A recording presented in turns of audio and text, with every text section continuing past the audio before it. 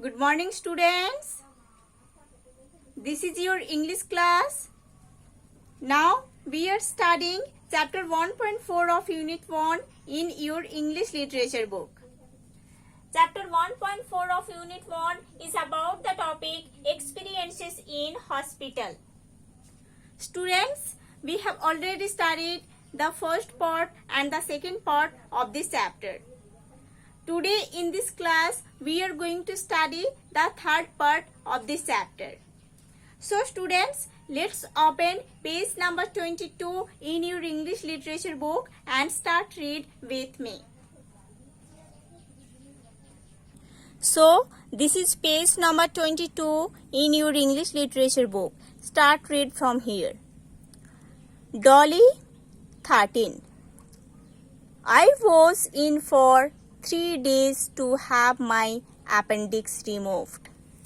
Appendix means, see, a small bag attached to the small intestine having no clear function in humans. So this is the statement of Dolly, okay? I was in for 3 days to have my appendix removed. मैं 3 दिन के लिए hospital में थी मेरा appendix remove करवाने के लिए. It had been giving me very bad pains and the surgeon told me that the appendix does not do anything useful in our body. मेरे बॉडी में जो अपेंडिक्स हुआ था वो अपेंडिक्स की वजह से मेरा बहुत पेन होता था और सर्जन बोल रहे थे कि मेरे बॉडी में जो अपेंडिक्स है वो यूजफुल नहीं है, मीन्स उसको ऑपरेशन करनी है. On my first day I was not allowed to eat anything but ice cream.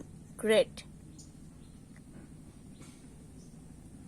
मेरा हॉस्पिटल में जो पहला दिन था उस दिन मेरे को खाने के लिए कुछ नहीं दिया गया था बट आइसक्रीम खाने के लिए मेरा परमिशन था. ठीक है.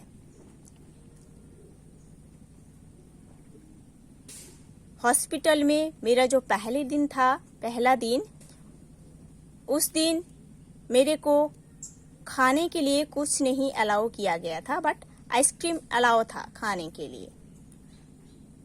And this is great for Dolly. But on the second day I had the operation and I did not feel well because of the anesthetic.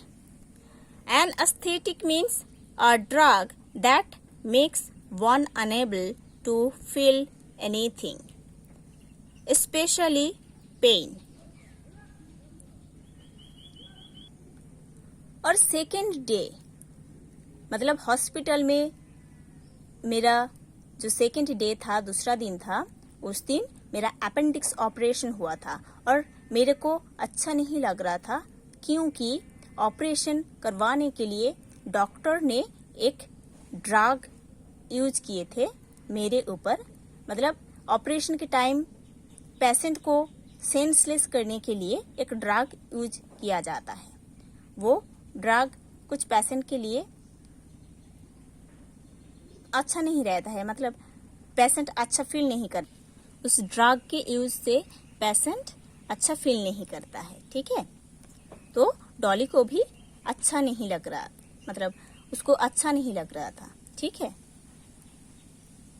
My parents, because of their jobs, were unable to stay, but although I missed them, the other girls in the ward were really cheerful and kept me from being homesick. मेरा जो parents है उन लोग job करते हैं, इसीलिए उन लोग मेरे साथ रुक नहीं पाए थे हॉस्पिटल में. बट मैं मेरे पेरेंट्स को बहुत मिस करती थी. बट मेरे वार्ड में जितने गर्ल्स थे ना, वो गर्ल्स बहुत ही चीयरफुल थी और मेरे को बहुत ही चीयरफुल रख रही थी वो गर्ल्स।